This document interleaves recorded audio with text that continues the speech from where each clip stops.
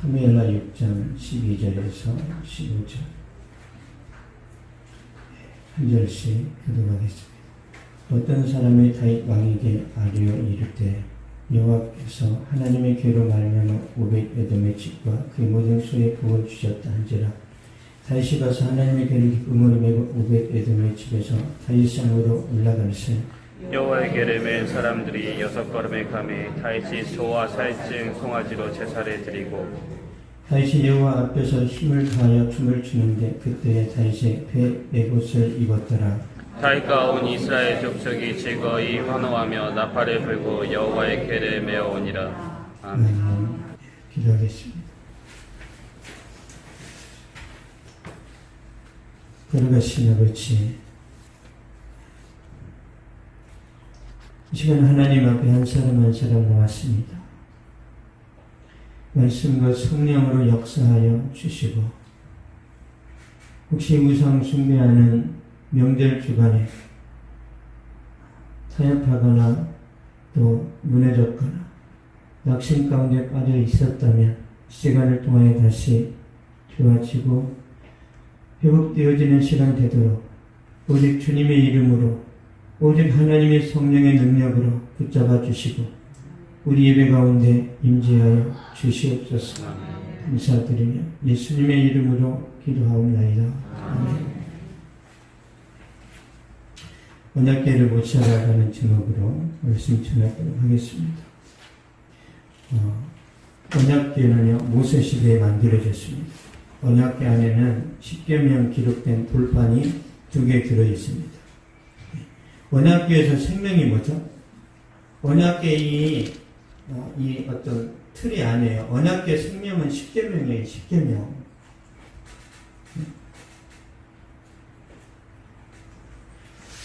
언약궤를 만들어서 제사장들이 어깨에 메고 이동할 때 낮에는 구름기둥이 밤에는 불기둥이 그들을 보호합니다. 이 언약궤는 예수 그리스도를 상징해요. 구름기둥 불기둥은 성령을 상징합니다. 이스라엘 백성들이 언약궤 중심으로 살아갈 때 광야 40년 동안 병자가 하나도 없었어요. 광야 40년 동안 영양실조에 걸린 사람이 하나도 없습니다. 만나만 먹었는데 다 건강해요. 이게 언약궤의 능력입니다. 여호수아가 가나안 땅에 들어갈 때 요단강에서 기적을 경험하는데요. 언약궤를 맨 제사장들이 요단강에 발을 담그니까 흘러가다 물이 멈췄고 강바닥이 이렇게 질퍽할 거 아니에요. 한강에 물이 빠지면 질퍽하잖아요. 수렁이 빠지는데 하나님이 드라이기를 말렸어요. 그래서 마른 땅이 됐어요. 마른 땅이. 여호수아 3장 17절 한번 보겠습니다.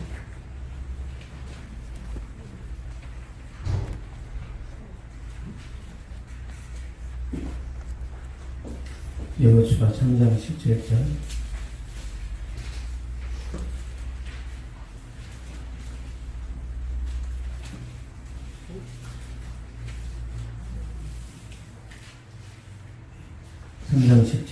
시작. 여호와의 언약궤를 맨 제사장들은 요단 가운데 마른 땅에 굳게 섰고 그 모든 백성이 요단을 건너기를 마칠 때까지 모든 이스라엘이 그 마른 땅으로 건너갔더라. 아멘. 모든 이스라엘이 그 마른 땅으로 건너갔어요. 상식에서 좀 벗어나는 모습이죠. 근데 하나님이 하시면 돼요. 하나님이 하시면요 돈 한 푼 없는데도 결혼할 수 있어요. 자본금이 하나도 없는데 사업을 시작할 수도 있습니다. 하나님이 하시면. 돈 있다고 사업이 되는 것도 아니고 돈 없다고 망하는 것도 아니에요. 이게 하나님의 능력이고 말씀의 힘입니다. 그런데 사사시대에는요 언약궤에 대해서 관심이 없습니다. 어느 누구도 언약궤에 대해서 무관심해요. 왜? 먹고 살만하니까.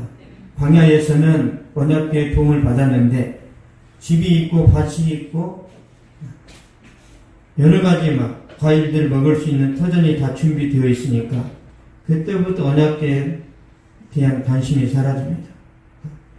그래서 하나님으로부터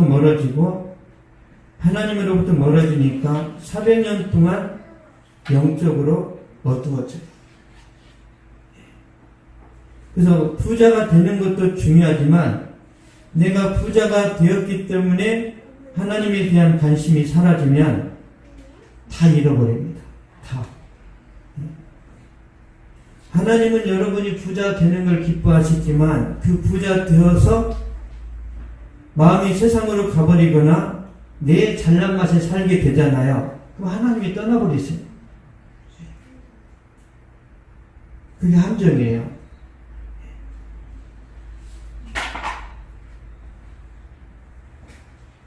그리고 우리가 잘 되면 꼭 내가 잘했다라고 자랑을 또 하게 돼 있어요. 그때 하나님을 나타내고 하나님을 높여야 되는데 거기서 실수를 많이 합니다. 그래서 하나님께서 사도 바울에게 은사도 많이 주시고 천국에 그 신비한 경험들도 주시고 많은 것들을 허락하셨죠. 많은 것들. 너무 많은 경험과 체험이 있으니까 이 사도 바울이 교만할까봐 하나님이 사도 바울한테 가시를 줬어요. 가시. 그게 이제 학자들 따라 다른데요. 어떤 사람은 간질병이다. 어떤 사람은 안질이다. 그렇게 이야기를 합니다. 안전장치를 주시는 거죠. 그래서 저와 여러분이 부자가 되더라도 하나님이 안전장치를 만드십니다. 그리고 나는 그거 안 해도 잘할 수 있어요. 여러분, 소나 말이 막 뛸 때 재갈을 먹여야 되잖아요. 재갈 안 먹이면 어떻게 하죠? 말을 재갈을 안 먹이면 사람을 죽일 수도 있어요. 그래서 하나님 우리를 재갈 먹이십니다. 뭘로요? 성령으로. 아세요? 사람이 말을 탈 때는 말을 인위적으로 이렇게 말이 가고 싶지 않은데도 강제로 하잖아요. 근데 성령은 우리를 통제하시지만 우리의 생각이나 우리의 계획을 무시하는 분이 아니에요. 다 배려하십니다. 다. 그래서 여러분이 좋아서 하도록 만드세요. 좋아서. 근데 그 성령에 대해서 별로 관심이 없어요. 돈에 대해서는 관심이 있습니다. 돈. 죽을 때 다 놓고 가는 돈. 엘리 제사장이라는 사람이 있는데요. 배부르고 등 따시고 40년 동안 사사로에 있었는데 얼마나 많이 처먹었는지 이렇게 뚱뚱해가지고 걸어 다닐 수가 없어요. 제사장이 날씬해야지. 얼마나 고기를 먹었든지. 엘리 제사장을 소개할 때 엘리 제사장은 비둔하였더라. 엘리 제사장을 표현할 때 영특했더라. 눈에서 빛이 났더라. 그게 아니라 비둔하였더라. 거기에 다 들어있어요. 다. 몸만 비둔한 게 아니라 영적으로도 문제가 있다는 거예요. 영적으로. 그래서 뚱뚱한 사람들이 영적으로 둔할 가능성이 커요. 왠지 아십니까? 무릎을 못 꿇어요. 무릎을. 이렇게 쪼그리고 기도해. 남자가 돼가지고 안 꾸려진대. 이렇게 여자같이.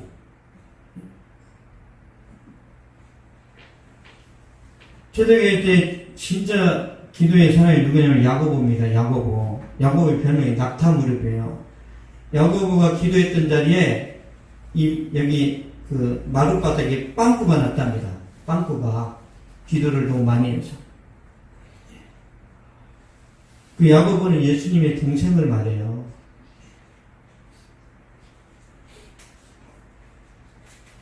엘리 제사장의 문제가 심각했어요. 엘리 제사장이 영적으로 무지하니까 그 두 아들 홈리와 비나서도 정신이 나갔습니다. 여자들하고 불륜 저지르고 제사 드릴 때 엉망으로 하고 그러다 전쟁 나니까 언약궤 들고 나가면 이기지. 그래서 언약궤 들고 나갔는데 홈리와 비나서도 그 자리에서 죽었어요. 언약궤를 빼앗겼습니다. 엘리 제사장은 그 말 듣고 나서 언약궤 빼앗겼다는 말 듣고 나서 넘어졌는데 목이 부러져 죽었어요. 왜? 비도 나니까.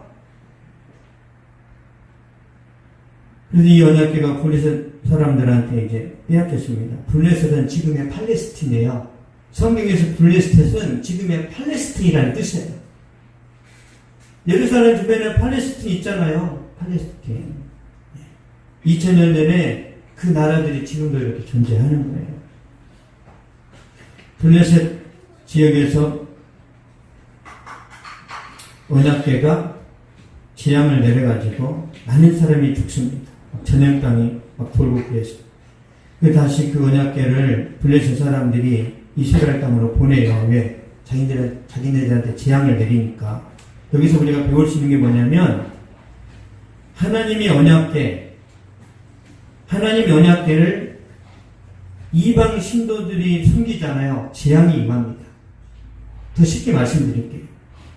하나님의 말씀을 안 믿는 사람이 가르치고 무당이 전하는 거 하나님이 용납을 안 하세요. 아세요? 이 말씀의 가치를 알고 의미를 아는 사람들이 활용하기를 원하시지, 스님한테 전도하라고 안 한다니까요? 스님한테? 하나님이 그렇게 무능해요? 스님아, 전도 좀 해주라. 하나님이 그렇게 무능하시냐고, 우주를 만드셨는데. 여러분에게 원하시는 거예요, 여러분에게. 나는 말을 잘 못하는데요. 어떤 사람이요, 하나님 나는 전도를 진짜 못해요. 그래서 나도 전도 한번 할 수 있도록 힘을 달라고 이제 40일 작전 기도를 했답니다. 40일 작전 기도를 했어요, 새벽에. 근데 또 전도를 못해. 근데 어떤 사람이 오더래요. 40일 작전 기도 끝나고 지나가는데 앞에 산 사람이 오길래 예수 안 믿으면 지옥 가! 하고 도망갔대요. 근데 그 사람이 선생님이었어요, 선생님. 학교에 가서 아이들을 가르치는데 계속 예수 안 믿으면 지옥 가. 계속 그게 머릿속에서 떠나질 않아가지고 교회 목사님을 찾아갔답니다. 아니, 오늘 내가 아침에 학교 갈 때 재수 없는 말을 들었는데 예수 안 믿으면 지옥 간다고 어떤 년이 말하고 도망가더라. 왜 그러냐? 그거는 하나님이 선생님을 부르신 겁니다. 그래서 예수님이 영접시켜가지고 그 사람 구원받았대요. 하나님은 논리 정연하고 성공적인 어떤 신화를 일궈낸 그런 사장님이고 교수님이고 그런 사람을 통해서만 전도합니까? 여러분을 통해서 하신다니까요. 여러분 더욱더를 통해서 하신단 말이에요. 더욱. 우리 황선 멋있어. 그 더욱더는 성령 충만한 표현이에요. 막 잘 배우고 똑똑하고 이런 사람들을 통해서만 하는 게 아니고 앞뒤가 안 맞는데도 전도가 될 수 있습니다. 주님이 하시면 돼요. 주님이.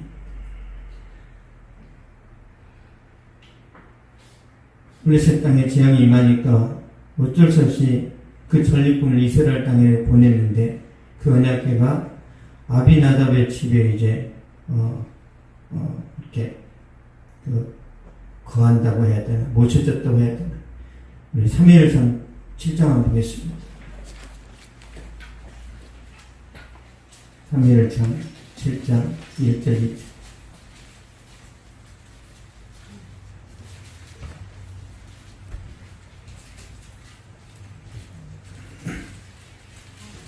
사무엘상 7장 1절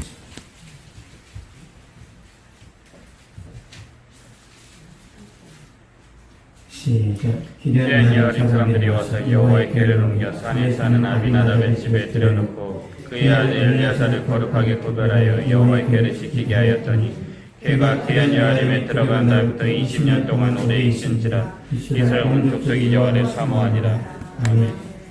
여호와의 계를 지키게 하였더니, 그러니까 엘리아사는요 레위인입니다. 제사장은 아니에요. 레위인인데 언약궤를 안전하고 정결하게 잘 보관했다는 뜻이에요. 그러니까 예배를 드리거나 거기서 제사를 드린 것은 아닙니다. 그냥 창고에 모셔놨어요.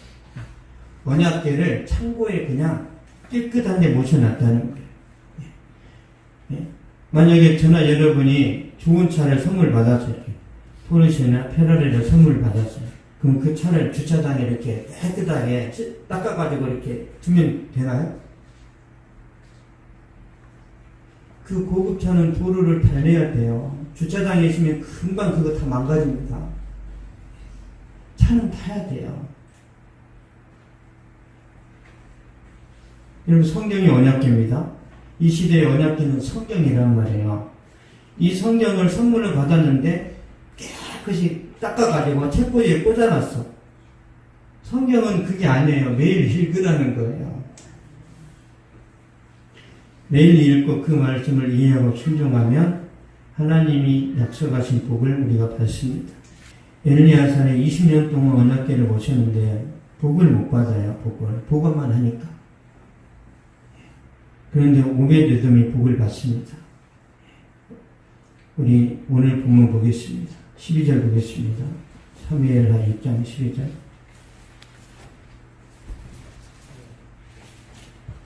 사무엘하 6장 12절. 시작. 어떤 사람이 다윗 왕에게 아뢰어 이르되 여호와께서 하나님의 궤로 말미암아 오벳에돔의 집과 그의 모든 소유를 복을 주셨다 한지라. 다윗이가 하나님의 궤를 기쁨으로 메고 오벳에돔의 집에서 다윗성으로 올라갔으니. 아멘. 하나님의 궤로 말미암아 오벳에돔의 집과 그의 모든 소유의 복을 주셨답니다. 어떤 복인지 확인해 볼까요? 역대상 26장만 보겠습니다. 역대상 26장 8절.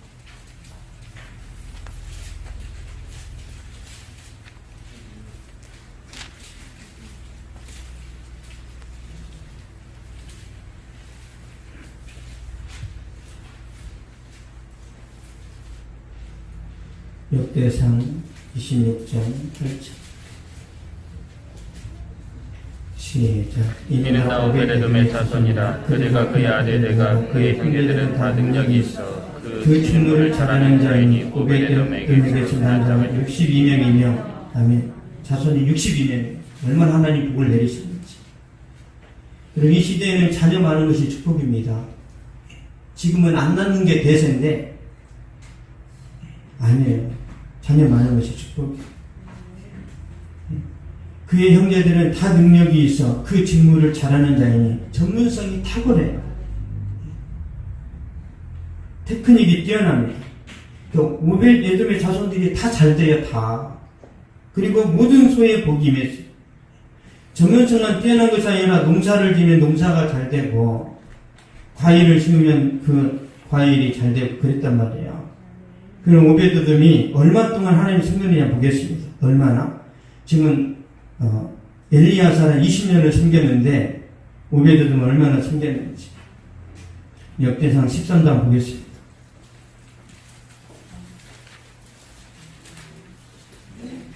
역대상 13장 14절.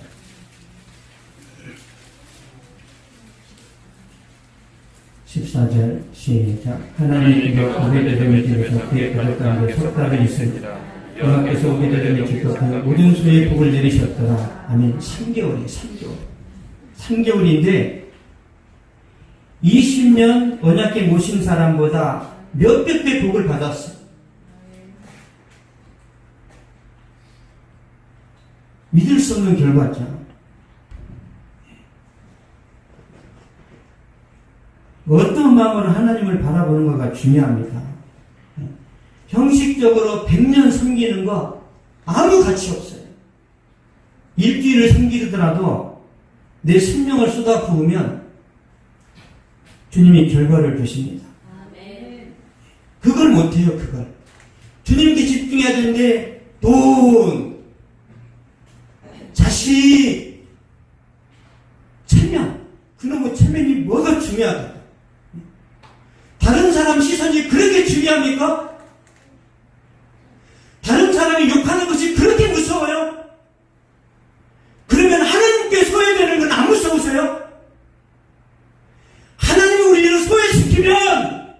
갑니다. 세상 사람들에게 외면당하는 건 무서운데 하나님이 우리를 버려버리면 인생 끝이에요. 끝. 대학 떨어지면 재수하면 됩니다. 재수. 사업도 망하면 다시 하면 되고, 하나님이 은혜에서 벗어나버리면 게임 끝이에요. 그래서 목사도 지옥 간단 말이에요. 목사라고 다 천국 가는 줄 아세요? 변질된 목사가 엄청납니다. 변질된 목사들. 저도 조심해야 되고, 쉽게 가르쳐 드릴게요. 하나님이 좋아서 주님의 영광을 위해 살아가는 것은 옳은데, 내일 생계를 위해서 목회하는 거, 그건 변질된 거예요. 왜 생계를 위해 목회합니까? 여러분, 생계를 위해 예수 믿으세요? 불교 가도 돼요. 불교 가도 먹고 산단 말이에요. 우리 육신은. 그 조폭들은 뭐라고 하죠? 내 손을 믿잖아요. 조폭. 잘 살아요. 조폭도. 재수없어서 걸리면 교도소에 또 먹여줘. 너무 좋아. 노후도 잘 돼. 조폭들은 배짱이 있어가지고. 여러분들은 걱정도 안 해요.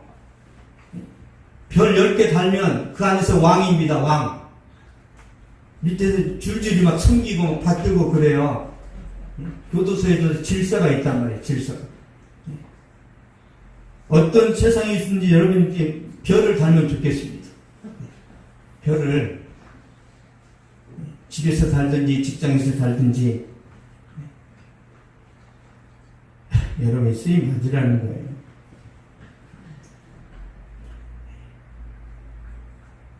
왜 오베드돔이 이런 복을 받았는지 우리는 분석을 해야 돼요. 그러면 왜 나는 이런 마음이 안 생기지? 그걸 하나하나 이렇게 찾아내서 가지치기를 하고 그걸 버려내야 됩니다. 여러분, 공부 잘하는 사람이 왜 잘하는지 가르쳐 드릴까요? 우리가 공부하다 보면 잡생각이 나죠. 아, 콜라 마시고 싶다. 아, 나 저기다 뭐 놓고 왔는데 그거 확인하고 싶다. 계속 그런 생각이 올 때 이걸 쳐내야 되는 거예요. 공부하다가 인터넷 검색이. 그럼 검색으로 끝나니까 영상이 또 떠. 아, 이거 보고 공부해야지. 그 1시간. 다시 또 정신 차리고 돌아와서. 아, 근데 저기 한화 야구 어떻게 됐지? 또 한번 봐. 명장면이네? 또 보고 나면 1시간. 공부는 6시간 했는데, 딴짓 하는 것이 5시간. 1시간 해놓고 6시간 했다고 포만감을 느껴. 점수 받으면 30점. 그러면서 머리가 안 좋다고 하는 거예요. 여러분은 다 머리가 좋아요. 머리가. 여러분, 제가 그 연세대학교 영어 교수님한테 과외를 받은 적이 있어요. 과외를. 그래서 저는 그분한테 과외 받을 때 진짜 제 실력이 막 좋아질 줄 알았어요. 근데 실력은 안 돼가지고 집에 가서 하루에 영어 단어 60개씩 외워오세요. 뭐 이런 이상한 하루에 60개씩 외우래요. 죽으라는 소린가? 아, 이런 거 말고 잘하는 방법 좀 가르쳐 주세요. 하루에 60개씩 외워야 잘할 수 있답니다. 쉬운 방법 없을까요? 그때 그분이 저한테 했던 말이 뭐냐면, 영어를 사랑하세요. 그랬어요. 거기에 해답이 있습니다. 영어를 사랑하면 영어를 잘합니다. 여러분의 일을 사랑하세요. 그럼 장사가 잘 됩니다. 일이 재밌어야 되고, 일할 때마다 막 희열이 있어야 돼요. 그런 것처럼 여러분이 하나님을 사랑해야 됩니다. 사랑 안 하고 여기 앉아서 뭐 할까요? 사랑 안 하고. 뭐 출석 체크를 하십니까? 예배 안 드리면 막 이렇게 넘어질까봐? 하나님을 사랑하기 때문에 말씀을 지키는 것은 좋은 결과를 내지만, 하나님을 사랑하지도 않는데 말씀을 지키잖아요. 그게 율법이에요. 율법. 하나님 사랑하지도 않는 이 말씀을 지키려니까 얼마나 힘들어요. AC, BC, 막 CD 하잖아, 이렇게.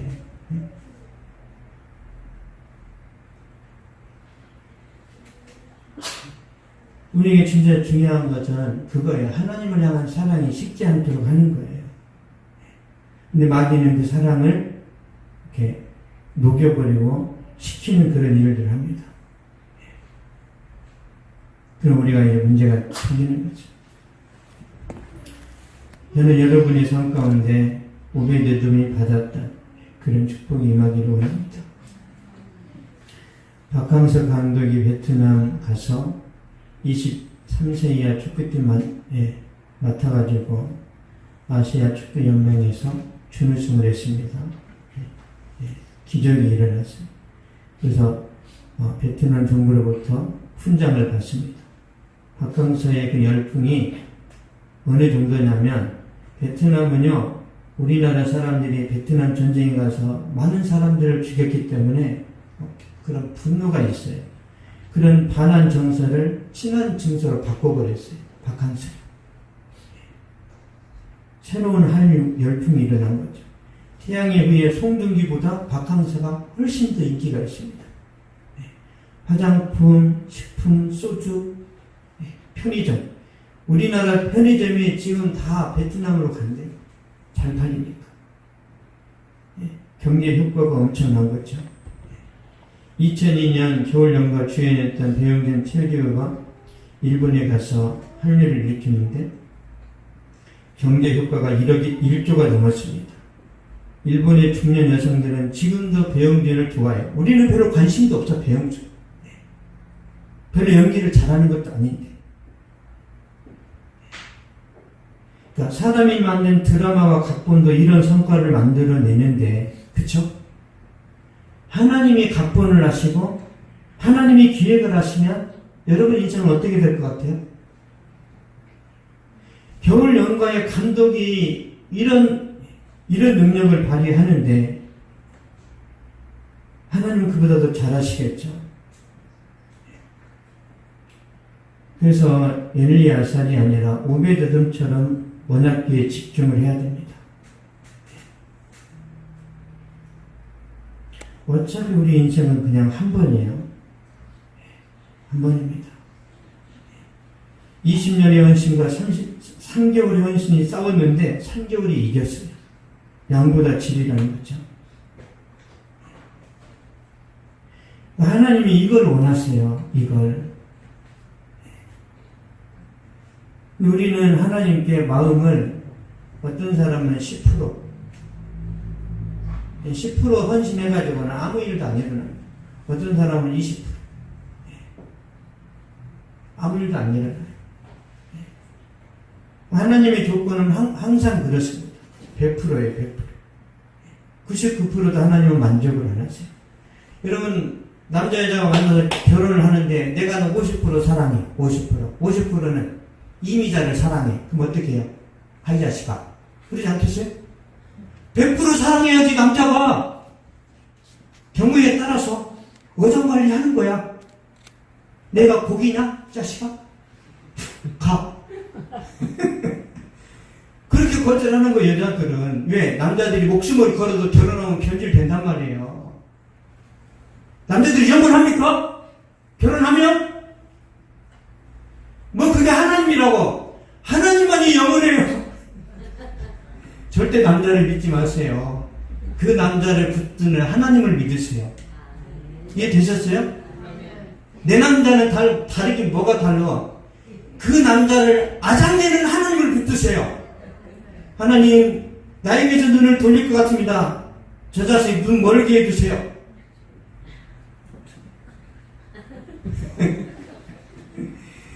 나만 보게 해주세요. 그렇게 해야 된단 말이에요.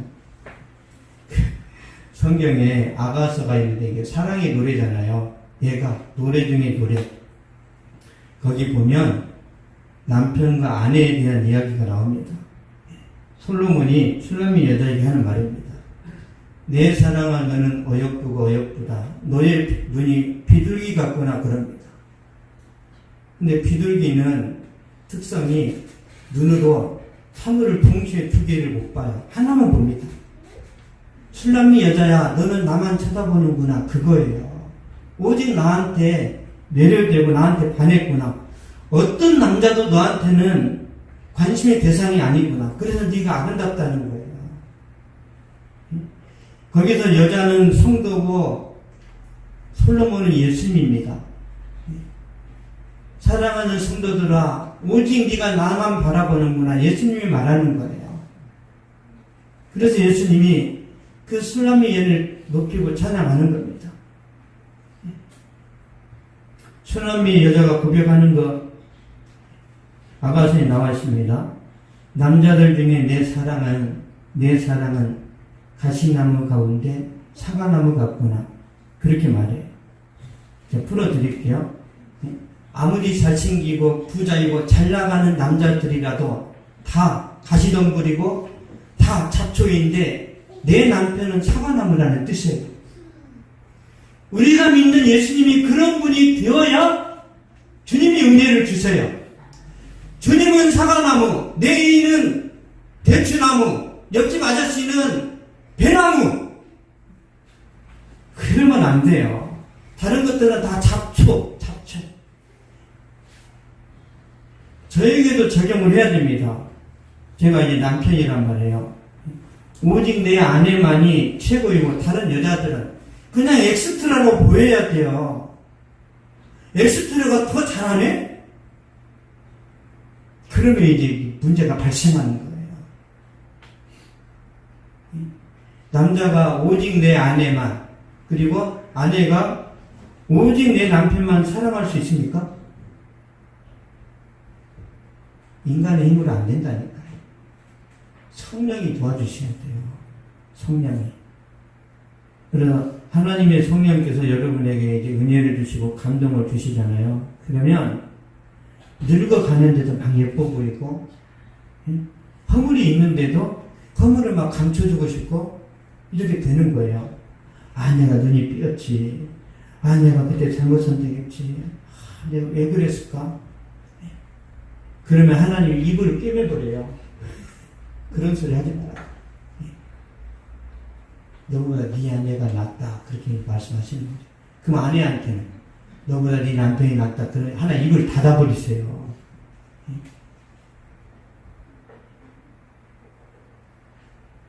남자는 아내를 사랑하고 아내는 남편을 사랑하면 안 됩니다. 존경해야 돼요. 그래야 이게 잘 이루어집니다. 여러분, 남자들의 속성을 가르쳐 드릴게요. 자기야 사랑해. 남자는 그거를 양이 안 차요. 남자의 속성이 짱이야 이렇게 해야 돼. 그래야 이게 허풍이 막 들어가는 거야. 아, 내가 진짜 잘났나? 그래서 직장에 가가지고 원래 그 사람 업무 수행 능력이 80인데 집에서 계속 칭찬하니까 120이 나온단 말이에요. 120이. 그래서 평강공주가 바보 온다를 바꿔버리는 거예요. 평강공주는 성령을 안 받았는데 자기 남편을 장군으로 바꿨단 말이에요. 그래서 이 시대에 명문대에 나오는 것보다 더 중요한 것은 결혼입니다. 결혼. 나한테 좋은 아내, 좋은 남편 달라고 우세요. 하나님 앞에. 집과 재물은 조상에게서 상속하거니와 슬기로운 아내는 여호와께로 말미암느니라. 슬기롭고 성령 충만한 사람은 길에 가다가 딱 이런 게 아니에요. 길에서 첫눈에 반했어. 그 사람이 불교를 신봉하면 어떻게 할 거예요? 따라갈 거예요? 여러분, 첫눈에 이렇게 뿅 이게 아니에요. 얼마나 위험해요, 얼마나. 번개 맞았어? 믿는 사람을 통해서 소개팅을 받으란 말이에요. 믿는 사람을 통해서 어느 정도 이렇게 내 의도가 섞인 그 메시지를 주란 말이에요. 이런 사람 내가 원한다. 치마만 들면 좋아. 때려버리고 싶네. 그럼 할머니도 좋아? 냉정하게 따져보고 기도해보고 검증한 다음에 그 다음에 이제 아내를 만나잖아요. 그러면 진짜 여러분의 삶이 세상 어떤 가정의 삶보다도 저는 복이 있을 거라고 믿습니다. 저는 여러분이 잘 되는 것이 저의 기쁨입니다.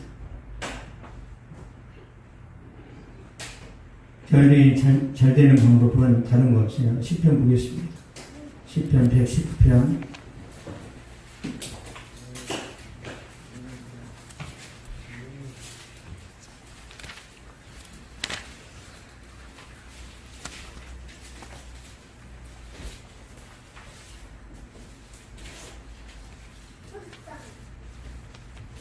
119편 98절에서 100절 보겠습니다.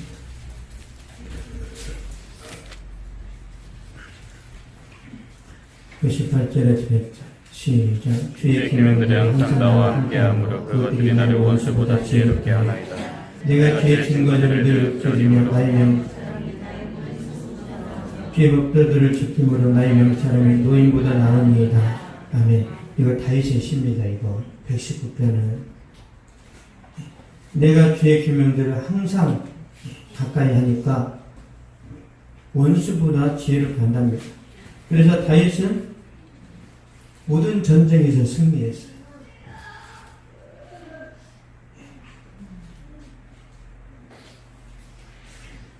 그리고 두 번째, 스승보다 뛰어나게 하셨습니다.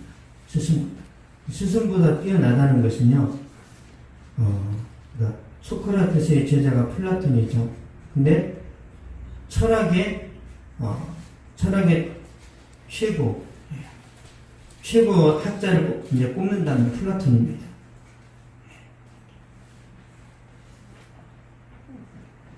이런 은혜가 임하는 거죠. 그리고 또 하나, 노인보다 더 뛰어나요. 내가 주의 법도들을 지킴으로 나의 명철함이 노인보다 나으니이다. 여러분, 청년들의 장점이 뭐죠? 열정이에요, 열정, 순수함. 근데 이 문제점은 경험이 없으니까 실수를 자주 해요, 실수를. 이것도 실수하고 저것도 망하고 해도 안 되니까 어떻게 살아야지? 근데 노인들은 힘은 없는데 인생을 알아요, 인생을 다 살아본 사람보다 말씀을 가까이 하는 사람이 더 똑똑하답니다. 믿으세요? 그러니까 노인의 경험보다도 탁월한 그런 지혜를 가지고 살아야 된단 말이에요. 뭐 어떻게 해야 되겠어요? 느낌? 나도 경험해보고 알아야지. 여러분, 다 경험해보고 인생을 알면요, 인생이 끝나요. 사기 한 3번 당해보세요. 그러면 자기 영등포 쪽방촌으로 갑니다. 사기를 안 당하면서 버틸 수 있어야 되고 그걸 풀어나가야 되는데 어느 누구도 도와주지 않습니다. 여러분이 망하잖아요? 친구들이 좋아. 친구들이 그래요. 앞에서는 안 그래요. 앞에서는 안 됐다. 뒤에서는 그 자식 그럴 줄 알았어. 뒤에서는 다 그럽니다.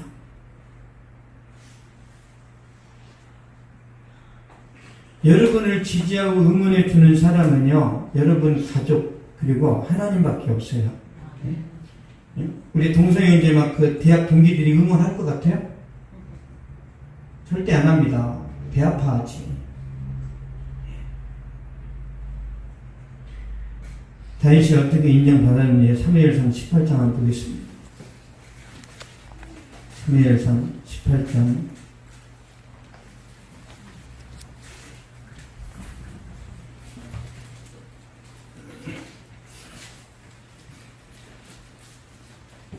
제가 찾게 하는 것은요, 여러분들이 직접 보면서 믿음이 들어갑니다.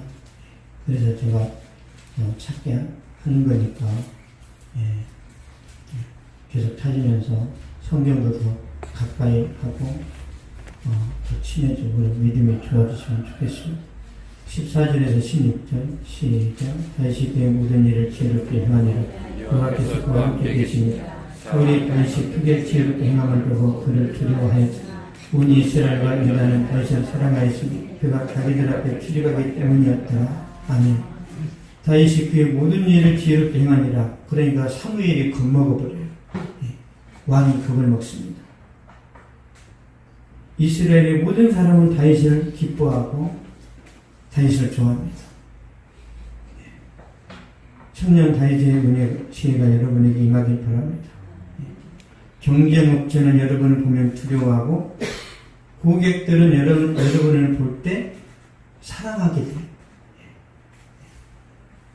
고객한테 사랑받는 여러분 되시기 바랍니다. 다른 거 없어요. 비결은 하나님 사랑하는 거예요. 언약궤가 3개월 동안 오베데돔의 집에 머물렀습니다. 그 기간 동안 30년의 축복이 임했다고 해도 지나치지 않습니다. 그 소식을 들었던 다윗이 언약궤를 예루살렘 궁전으로 옮겨옵니다. 백성들이 기뻐하죠. 15절 보겠습니다. 사무엘하 6장 15절. 6장 15절 시작. 다윗과 이스라엘 족속이 즐거이 환호하며 하루를 여호와의 궤를 이어보니라. 아멘. 다윗이 한 나라의 왕인데 언약궤를 예루살렘에 이제 가져왔다는 것은 하나님 중심의 나라를 세우겠다는 거예요. 하나님 중심의 나라. 하나님 중심의 나라는요, 세계를 호령합니다. 사도 바울이 로마에 복음 전했을 때 로마가요, 1000년의 역사를 이어갑니다. 그 로마가 이제 타락하죠. 왜 타락하죠? 로마에 들어갔던 복음이 변질되면서 타락하는 거예요. 복음이 변질되면 망합니다. 그 복음이 종교개혁 시대에 독일로 가요. 마틴 루터가 종교개혁을 할 때 그 야만적인 나라가 유럽의 중심이 됩니다. 그러니까 언약궤, 말씀이 가는 대로 이 나라가 복을 받는다는 거예요. 그 언약궤가 스위스로 가요. 왜? 존 켈빈이 스위스에서 또 이렇게 종교개혁을 하면서 제네바 시를 하나님의 도시로 이제 만들어 가잖아요. 거기서 영향받았던 사람이 영국 가가지고 또 종교개혁을 일으키는데, 그래서 그 바이킹 같은 진짜 야만적인 사람들이 복음을 접하니까 신사가 됩니다. 그때 빅토리아 여왕 때 영국은 해가 지지 않는 나라가 됐습니다. 그게 뭐예요? 복음의 능력이지. 영국이 변질되니까 청교도들이 그 복음 들고 미국으로 왔어요. 그래서 미국이 지금 세계 패권 국가가 됐습니다. 지금 미국은 서서히 복음이 변질되고 있어요. 그래서 그 복음이 대한민국에 들어왔습니다. 이 흐름이 그래요. 우리나라가 못하면 이 복음이 몽골로 갈지 어느 나라로 갈지 몰라요.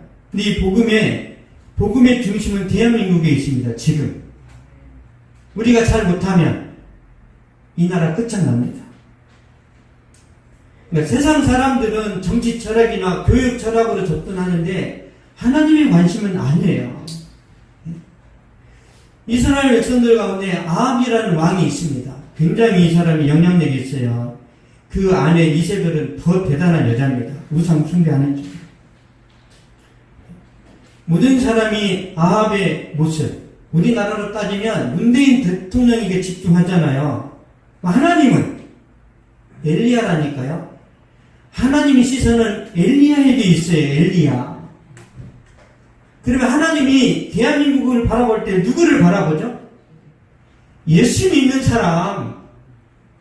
예수 믿는 사람의 중심을 못 지키고 변질되고 타락하고 세상으로 가면 끝이에요. 끝. 그래서 세상 친구들이 그러는 거예요. 야, 우리가 술 마시고 우리 정말 마음껏 놀 텐데 교회 다니는 너는 먹지 말고, 야, 이 자식아, 우리가 취했을 때 대리 운전이나 해. 절대 마시지 마. 너도 술 마시면 우리 다 죽어. 너는 안 마셔야 돼. 우리가 이제 타락해서 그러면 뭐라고 한다세요? 세상이, 야, 너희마저 그렇게 타락하면 어떡하라고. 그러면서 우리한테 깨어있으라고 해요. 세상이. 잘 들어보세요. 그것이 알고 싶다나 어떤 뉴스나 보면은 막 스님들이나 막 이렇게 어떤 수녀님도 비리 많거든요. 수녀님 비리 나오는 거 보셨어요?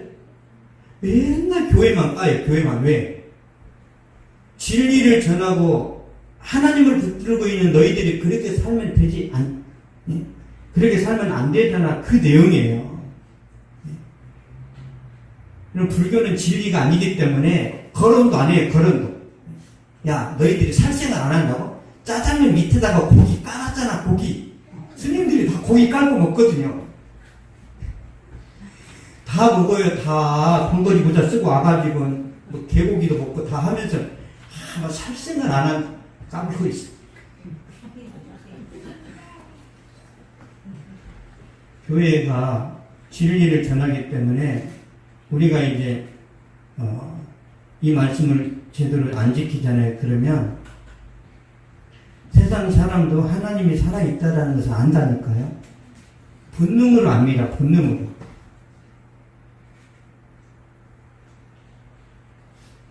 그래서 걱정하는 거예요. 너희들이 그래도 믿음으로 살고 하나님 붙들고 살아야 우리가 그 혜택을 볼 거 아니냐. 그래서요, 특히 목회자들은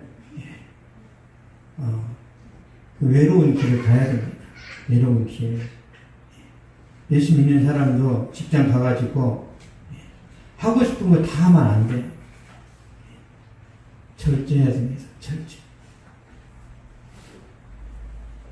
우리나라에 복음이 들어와서 이 복음의 이제 열매를 보게 될 것인데요.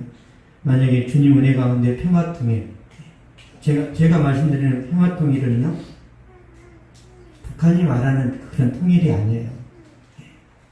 한 민족이지만 자유주의와 인민민주주의 체계가 부딪혔을 때는 이게 연합이 될 수가 없습니다. 자체가 안 돼요.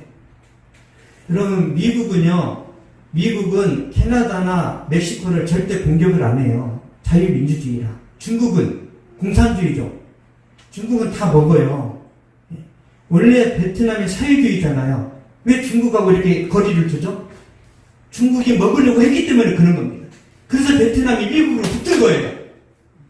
미국이 그러면 미국을 철수했다. 중국이 가만히 있을 것 같죠? 우리나라로 중국이 미사일을 1000기를 이 대한민국이 하나씩 이렇게 다 설치했단 말이에요. 중국이 미군이 빠져나가면 우리가 이길 수 있습니까? 중국 말을 믿어요? 중국이 교회를 다 헐고 있는데, 포크레인을 다 부시고 있는데, 미국이 이겨야 됩니다. 무역 전쟁에서도 미국이 이기고, 그래서 우리나라가 더 신앙생활 잘할 수 있는 환경이 만들어져야 돼요. 우리가 북한하고 잘한다고 해서 통일되는 게 아닙니다. 전 세계가 도와야 돼요. 우리끼리 되는 게 아니라니까, 이게. 러시아가 있고 중국이 있고 미국이 있고 이런데 어떻게 우리끼리 되냐고요. 미국이 동의하지 않으면 안 됩니다. 저는 어느 당을 지지하고 그런 개념이 아니에요.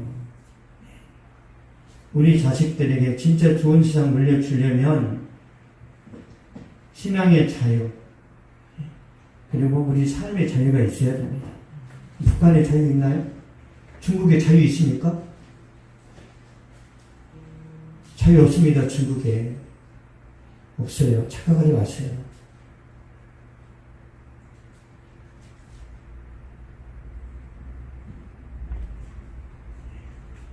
그다음 진짜 우리가 깨어서 기도해야 됩니다. 깨어서. 막 속이 타요. 속이. 나라만 생각하면. 시편 27편 4절 한번 보겠습니다. 다윗이 어떤 마음으로 하나님의 언약궤를 예루살렘 궁전에 이렇게 가져왔는지. 시편 27편 4절.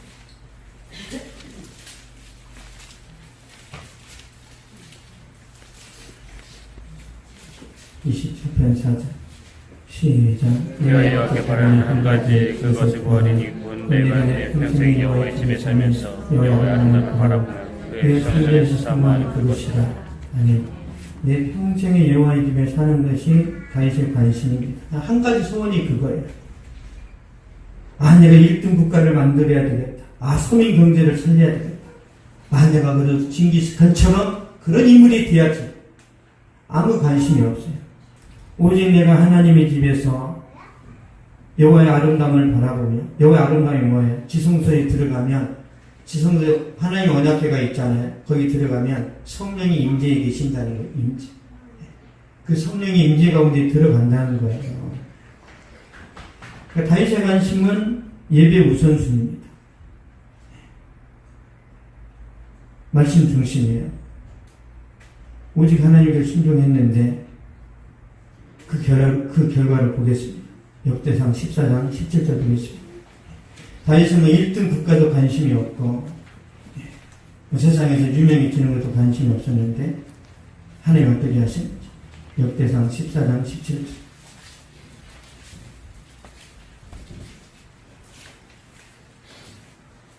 시작. 다윗의 명성이 온 세상에 퍼졌고 여호와께서 모든 이방 민족으로 그를 두려워하게 하셨더라. 아멘.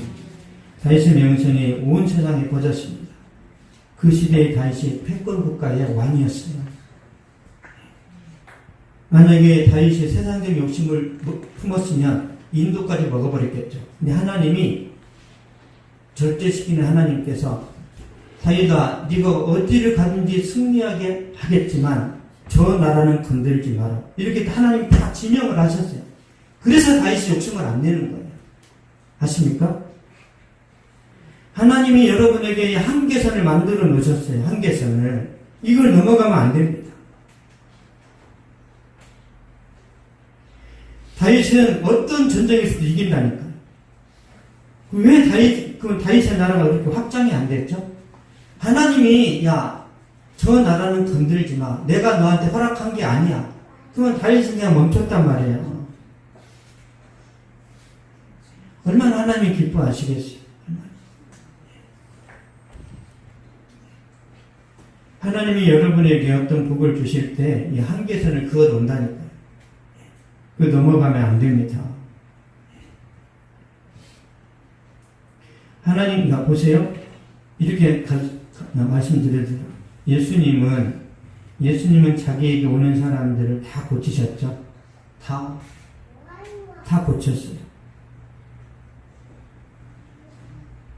근데 우리에게는 많은 사람들이 오는데 다 못 고쳐요. 몇 사람만 고칠 수도 있습니다. 그러니까 예수님께 오는 사람들은 하나님께서 꼭 고쳐야 될 사람만 보내주세요. 근데 우리는 너무 연약하니까 저 사람을 고쳐야 되는 것이, 고치는 것이 하나님의 뜻인지 아닌지 우리는 몰라요, 우리는. 그래서 똑같은 믿음으로 기도했는데 어떤 사람은 낫고 어떤 사람은 안 나와요. 그게 하나님의 주권이에요, 주권. 다 나오면. 여러분, 어떤 목사가 기도했는데 다 나왔어요, 다. 그러니까 이만희가 되는 거예요, 이만희가. 하나님이 되는 거예요. 다 나와버리는데, 나와버렸어. 어떻게 해? 돈 싸들고 오겠죠, 이렇게. 금덩어리 가져오고. 그 무당이지. 기도해주고 돈 받고. 그게 기독교 무당이지. 예수님이 돈 받았습니까? 사도바울이 돈 받았어요? 거저 받았으니까 거저 주라고 했잖아요. 돈 받는다. 그럼 변질되는 거예요. 더 쉽게 하나님의 음성 분별하는 가르쳐 드릴게요. 보세요. 제가 30만 원이 필요합니다. 하나님, 제가 30만 원이 필요합니다. 그래서 기도를 했더니 최승범이가 이렇게 알바해가지고 돈을 벌었는데 30만 원을 저한테 줬어요. 이거 하나님이 하시는 거예요.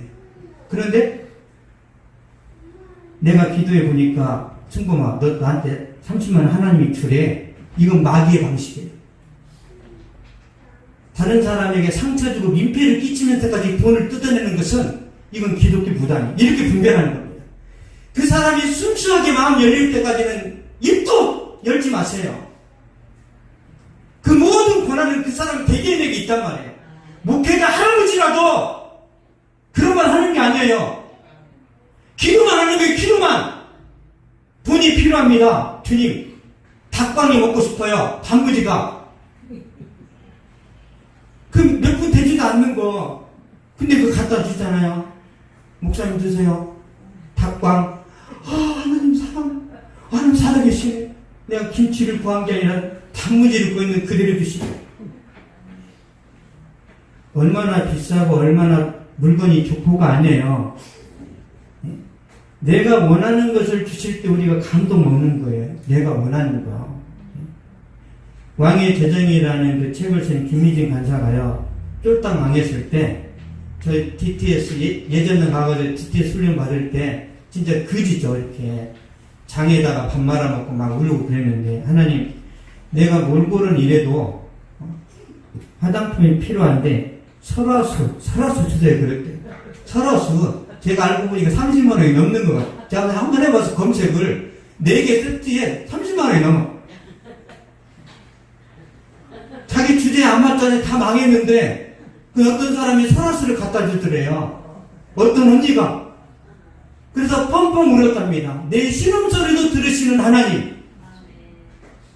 설화수가 아니라 다이아몬드를 갖다 줬으면 이게 주님의 음성인가 아니면 왕재수가 좋은 건가? 그러니까 여러분이 기도한 대로 응답되어야 하나님이 내 음성 들으신다고 이렇게 우리가 확인하고 기뻐하는 거 아니에요. 그래서 여러분이 기도했으면 그냥 기다리세요. 내가 기도해 봤는데 야, 너 나한테 시집 와야 된다더라. 이런 사기꾼들이 어디 있어요? 결혼은 쌍방간의 응답을 받아야 되는 거예요. 쌍방간에. 아십니까? 계속 협박해. 나 거절하면 너 죽어. 너 이제 끝장나. 하나 이미 나 응답 받았어. 완전 이건 사이코 거지. 그 사람 마음이 열려야 되는 거예요. 이게 성령의 방식입니다. 그래서 교회 다닐 때 목회자를 조심하세요. 목회자를 진짜 조심하세요. 권세가 있거든요. 성도가 밥 한 끼 사. 그러면 예스 그렇게 돼 있어요. 제가 최승범 한 끼 사지? 네. 거절할 수가 없어요. 찢길까봐. 그 뭐예요 그게? 완전히 깡패지.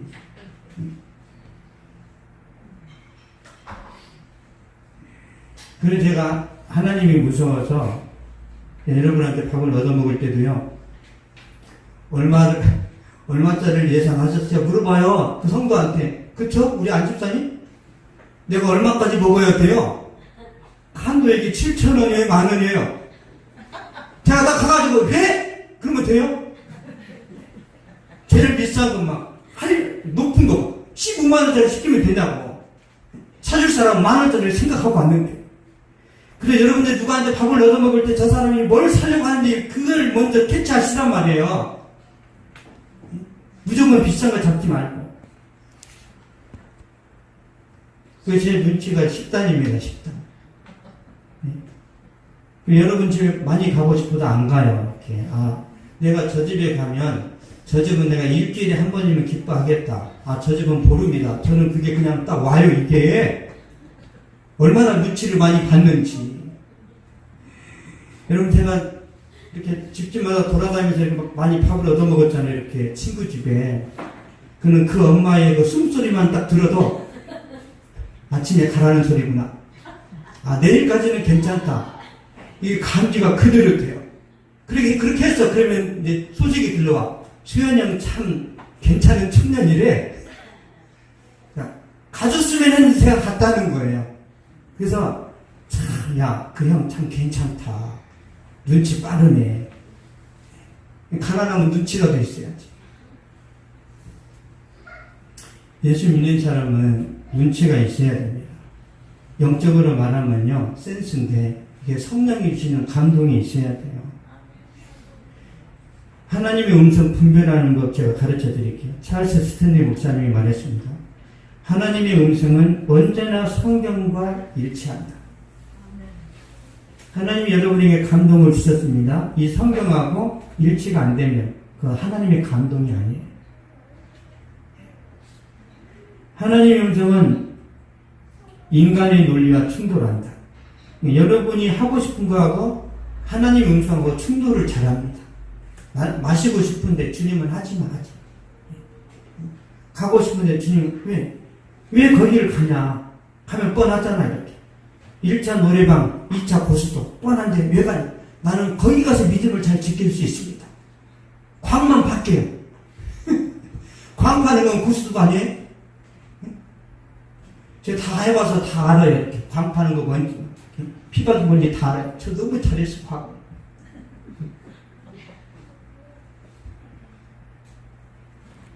세 번째, 하나님의 음성은 절대로 육신의 본성을 부추기지 않습니다.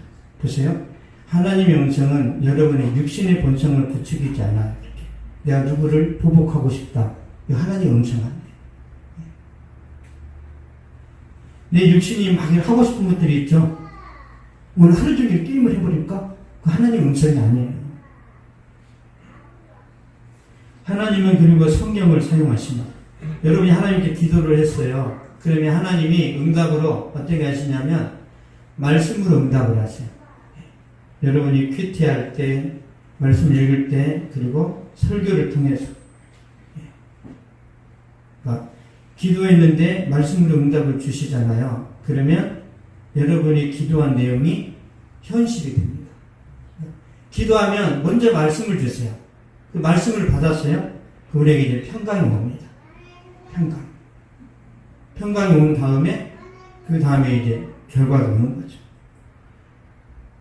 이게 하나님의 음성을 분별하는 방식.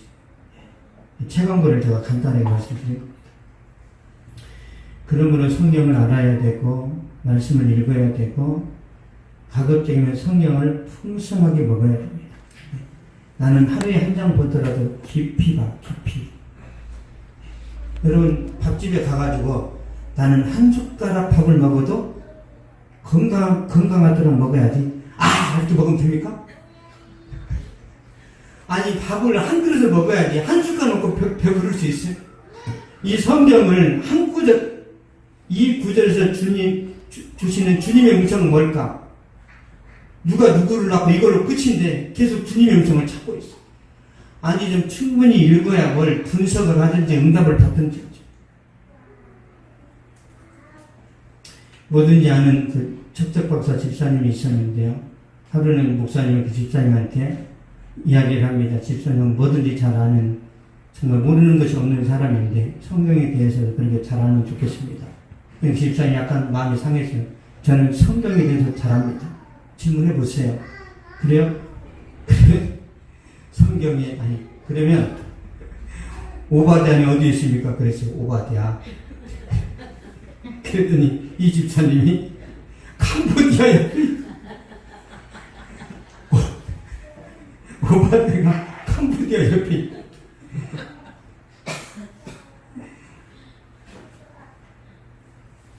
이러면 곤란해요. 어떤 청년이 성경을 읽기로 하나님을 결심을 했는데요. 그가 성경 읽는 방법은요, 다른 거 없어요. 딱 펴서 읽는 거 이렇게. 오늘 주신 하나님의 말씀입니다. 그 청년이 딱 펴서 읽었는데, 오늘의 하나님의 말씀이요, 마태복음 27장에 있는데, 유다가 은을 성소에 던져놓고 올라가서 스스로 목매어 죽은지라. 이 말씀이 딱 들어왔죠. 재수없구나. 이거 실수겠지. 다시 성경을 찾았는데, 누가복음 10장에 37절. 가서 너도 이와 같이 하라. 그랬어요. 30번 하자, 30번.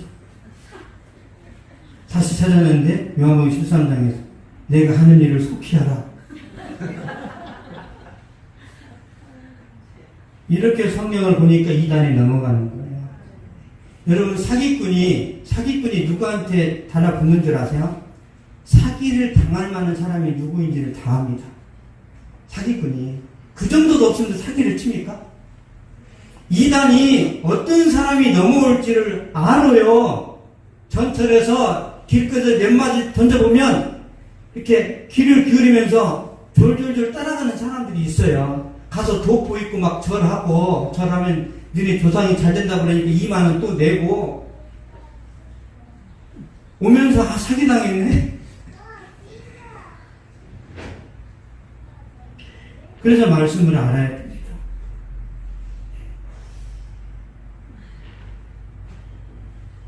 진짜 중요해요. 그리고 말씀을 알아야 여러분 기도도 잘 됩니다. 맨날 달라 그러면 기도도 막 짜증이 나요. 그 말씀 보다가 하나님이 감동을 주시잖아요. 감동. 뭐 다른 거 있겠어요? 너의 자녀를 사랑해라. 너의 남편을 존중해라. 그런 말씀 들으면 아이고 왜 이런 말씀이 또 눈에 들어와. 그 원수인데. 그때 말씀 들으면 회개하고 남편을 존중한다라는 멘트를 날리셔야 돼요. 그러면 회복이 됩니다. 그게 하나님이 하시는 방식이에요. 여러분 제가 여러분한테 설교를 할 때요. 그냥 하는 게 아니에요. 하나님이 감동을 주십니다. 이 본문으로 해라. 그러면 성경을 보지도 않고 이렇게 했는데 야 사무엘하 6장 12절에서 15절이다 그럴 줄 아세요? 사기꾼이에요. 사기꾼. 제가 말씀을 보고 은혜를 받을 때 그 말씀으로 전해라 그러는 거지. 주님 몇 장 몇 절입니까?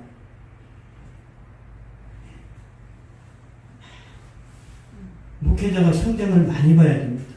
많이. 여러분 엄마가 많이 먹어야 맛있는 걸 먹어야 어린아이를 모유도 먹일 수 있는 거잖아요. 그런 것처럼 말씀을 가르치는 사람들은요 분에 넘치게 먹어야 돼요. 분에 넘치게. 여러분이 사업을 한다 뭐 한다 그러면 여러분의 느낌대로 가지 마시고 내가 평생 이 길을 가야 되는데 그렇잖아요. 교회 안 다니는 사람들이 평생 그 사업을 해야 되는데 누굴 찾아가죠? 교회 안 다니는 사람들은 샤먼을 찾아가잖아요. 샤먼이 무당이에요. 그래서 이미 자기가 길은 다 정했어요. 다. 그런데 무당한테라도 그 길이라는 것을 듣고 싶어 하는 거예요. 무당이 말 안 해도 그 길을 간단 말이에요. 그런데 그 길이 맞다고 해주면 왠지 자신감이 생기는 거예요. 그 정도 능력은 엄마들한테 다 있습니다. 여러분의 자식이 엄마 나 이 장사하고 싶은데 맞을까? 맞아. 그 정도 능력은 다 있어요. 여러분에게 무당의 능력은 다 있어. 다. 이미 와 있어. 무당이 실수 잘하잖아요. 어떤 사람이 딱 무당을 찾아갔어요. 어렸을 때 부모님 돌아가셨지? 어렸을 때 돌아가시지. 다 맞는 말 아니에요? 네. 너네 옆집에, 너네 뒷뜰에 감나무 있었지? 없었는데? 있으면 큰일 날 뻔했어? 완전 사기꾼 가짜들이에요. 저는 뻥은 안 치잖아요. 그쵸? 그냥, 나도, 여러분이 문제를, 우리 승범이가, 목사님 저 앞으로 어떻게 살아야 될까요? 나도 몰라. 네가 고민하고, 네가 기도해보고, 네가 선택해. 왜? 목사님 시키는 대로 했더니 길이 안 열리는데요? 책임지세요. 저 책임지기 싫어가지고, 나도 몰라. 그러는 거예요. 여러분이 고민하고, 기도하고, 여러분이 계속 그 문제로 씨름하면, 여러분 마음에서 들리는 음성이 있습니다. 있어요. 안 들리는데요? 그래 하나님이 환상으로 보여주세요. 이렇게. 막 그릇다는 거 보여주고 그릇다는 거를 막 공 차고 싶어. 이렇게. 공만 보면 막 이렇게 막 열정이 일어나요. 그러면 하나님이 말씀을 안 하셔서 이 사람은 축구 선수로 성공할 수 있는 가능성이 아주 높습니다. 근데 이런 경우가 있어요. 하나님이 제 친구에게 동기 목사한테 중국 선교에 대한 비전을 주셨어요. 중국. 근데 중국에 관심이 하나도 없어. 이건 가짜예요, 가짜. 만약에 중국에 대한 부르심이 있다면 중국의 어떤 정치라든지 문화라든지 그 사람들이 삶을 연구하고 중국만 생각하면 막 기도가 나오면서 거기 가 있는 것처럼 막 행동이 나와야 되는데 중국에서 지진 나가지고 수천 명이 죽었는데 야 죽었대. 그건 선교사가 아니에요. 그냥 지나가요. 그래서 여러분의 비전이 뭔지, 여러분의 앞으로 인생의 꿈이 뭔지, 다른 사람한테 들으려고 하지 마시고, 내 가슴 속에서 어떤 감동과 어떤 음성이 들리는지를 확인하시면 됩니다. 주님은 여기다 대고 말을 안 하신단 말이에요. 여기다가 말씀하세요. 이 마음의 지성 속에서.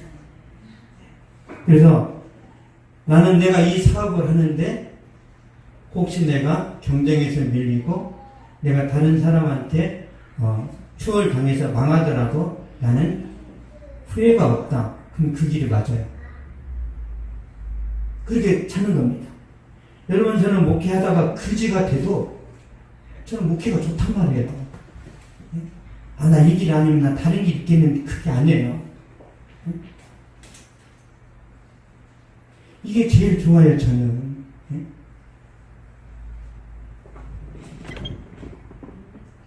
그게 내 길이고 그게 여러분의 길입니다. 여러분의 길이 정해졌어요. 그럼 이제 결론적으로 말씀드리겠습니다. 시편 1편 보겠습니다.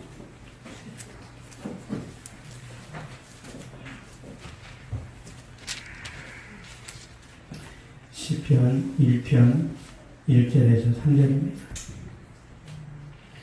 시작. 복 있는 사람은 악인들의 꾀를 따르지 않냐며 주인들의 인을 속하지 않냐. 오만한 자들이 자리에 앉지 않냐. 오직 여호와의 일거를 추구하고 그리고 적성하는 자.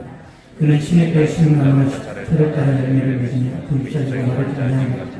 그가 하는 모든 일에 다 형통하리라. 아멘. 여러분의 비전이 정해졌어요. 이제부터 주야의 말씀을 묵상하고 순종하면 여러분이 하는 모든 일이 형통합니다. 여러분이 진짜 하나님 말씀대로 순종하고 믿음으로 살았는데 형통 안 하면 저한테 찾아오세요. 제가 책임질게요. 저는 이제 주님께 따지겠죠. 순범이가 말씀대로 살았다는데 왜 안 믿어주십니까? 아니야, 9개만 하고 1개는 남겨뒀어. 주님이 다 그렇게 하시는 겁니다. 9개 중에 하나만 남아도 하나님이 안 하신다니까. 그래서 제가 신앙생활에서 제가 힘들었던 게 뭐냐면요, 제가 주님을 사랑하고 하나님 말씀대로 살고 싶은데 꽉 제가 한 가지 포기를 못하는 게 있단 말이에요. 제 안에, 제 마음속에. 그것 때문에 헌신이 잘 안 되는 거예요. 헌신. 제가 청년 때는 그랬어요. 청년 때. 그래도 결혼을 하고 해야죠. 결혼도 안 하고 헌신하라고 하면 좀 곤란한데요. 일단 결혼 좀 시켜주시고 그럼 제가 헌신할게요. 이런 이상한 기도도 했단 말이에요. 주님을 사랑하지만. 알았대, 이 자식아.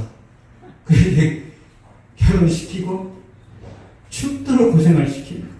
네가 나 협박했지? 너도 고난을 해? 근데 하나님이 그 고난 속에서 저를 또 선하게 바꾸셔가지고 여기까지 왔는데, 저는 여러분이 하나님 말씀 붙들고 이렇게 씨름하면서 나갈 때 과정은 힘들고 어렵지만 여러분이 웃으면서 또 감격하면서 하나님 찬양하고 또 하나님 행하신 일들을 가정 안에서 또 직장에서 자랑하게 될 거라고 믿습니다. 가겠습니다. 살아계신 아버지, 얼마나 우리가 연약하고 부족한지 주께서 아십니다. 다 잘할 것 같고 최고의 바늘이 오를 것 같고 무엇이든지 계획하면 다 성취가 될 것 같은데 손톱만 빠져도 죽을 것 같은 하나님, 물질만 생겨도 곧 망할 것처럼 또 무너지고 좌절하고 낙심하는 것이 우리의 모습입니다. 하나님이여, 시시때때로 붙잡아 주시옵소서. 우리가 침 삼키는 그 순간까지라도 놓지 마시고 붙들어 주시고 인도하여 주시옵소서. 구름기둥 불기둥으로 이스라엘을 책임지고 보호하시고 그들을 40년 동안 은혜 가운데 붙들어 주셨던 하나님 아버지께서 우리 인생 광야 100년을 살아가는 이 삶 가운데 외롭지 않게 하시고 고독하지 않게 하여 주시고 하나님의 말씀과 성령의 능력을 따라 열매 맺게 하여 주시고 저들의 품격과 품위가 높아지게 하여 주시고 하늘의 별과 같이 빛이 나는 하나님 앞에서 인정받는 축복의 사람들이 되게 하여 주시옵소서. 지금은 우리 주 예수 그리스도의 은혜와 하나님의 사랑과 성령의 위로 교통하시니 이 시간 예배를 드리고 돌아가는 모든 발걸음 위에 저들의 가정과 학교와 직장과 사업 또한 이 민족과 세계의 선교지 위에 이제부터 영원토록 항상 함께 있을지어다.